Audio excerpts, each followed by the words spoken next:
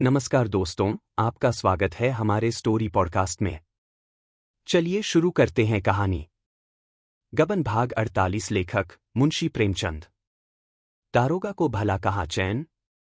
रमा के जाने के बाद 1 घंटे तक उसका इंतजार करते रहे, फिर घोड़े पर सवार हुए और देवीदीन के घर जा पहुंचे। वहां मालूम हुआ कि रमा को यहां से गए आधा घंटा से ऊपर हो गया। फिर थाने लौटे। वहां रमा का अब तक पता न था। समझे देवीदीन ने धोखा दिया, कहीं उन्हें छिपा रखा होगा। सरपट साइकिल दौड़ाते हुए फिर देवीदीन के घर पहुंचे और धमकाना शुरू किया। देवीदीन ने कहा, विश्वास न हो, घर की खाना तलाशी ले लीजिए और क्या कीजिएगा। कोई बहुत बड़ा घर भी तो नहीं है। एक कोठरी नीचे है, एक ऊपर। दारोगा ने साइकिल से उतरकर कहा, तुम बतलाते क्यों नहीं, वह कहाँ गए। देवीदीन, मुझे कुछ मालूम हो तब तो बताओ साहब। यहां आए, अपनी घरवाली से तकरार की और चले गए। दारोगा, वह कब इलाहाबाद जा रही हैं। देवीदीन, इलाहाबाद जाने की तो बाबूजी ने कोई बातचीत नहीं की। जब तक हाईकोर्ट का फैसला न हो जाएगा, वह यहां से न जाएंगी।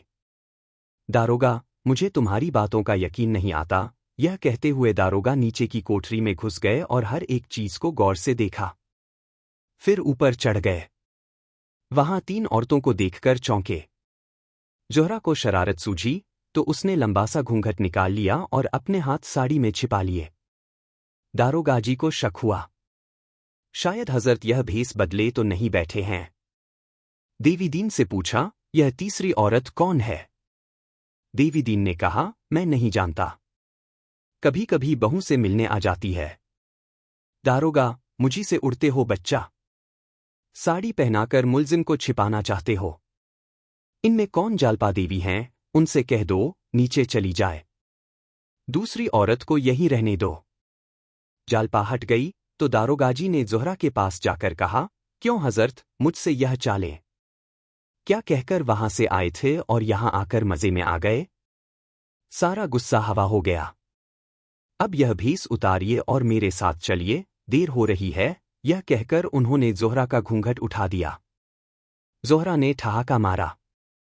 दारोगाजी मानो फिसलकर विस्मय सागर में पड़े। बोले, अरे तुम हो जोहरा। तुम यहां कहाँ। जोहरा, अपनी ड्यूटी बजा रही हूं। और रमानाथ कहाँ गए। तुम्हें तो मालूम ही होगा। वह तो मेरे यहां आने के पहले ही चले गए थे।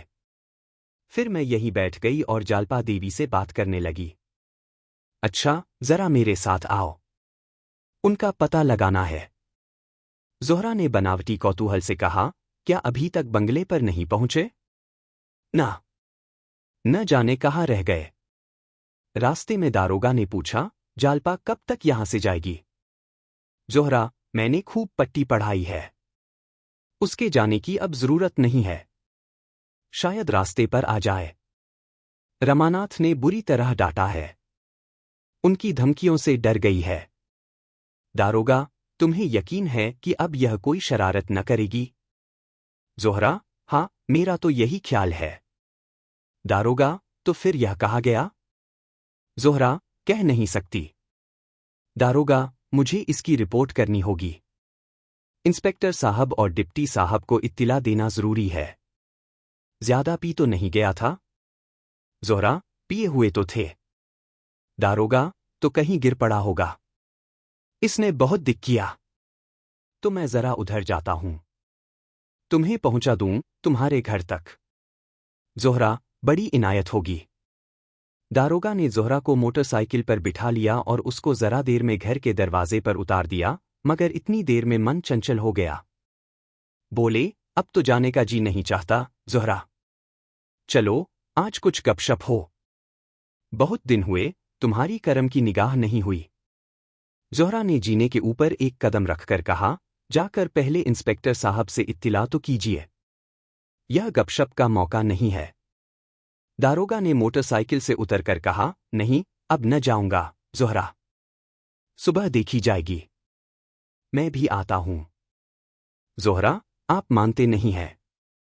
शायद डिप्टी साहब आते हों। आज उन्होंने कहला भेजा था। दारोगा, मुझे चकमा दे रही हो जोहरा, देखो, इतनी बेवफाई अच्छी नहीं। जोहरा ने ऊपर चढ़कर द्वार बंद कर लिया और ऊपर जाकर खिड़की से सिर निकालकर बोली, आदाब अर्ज।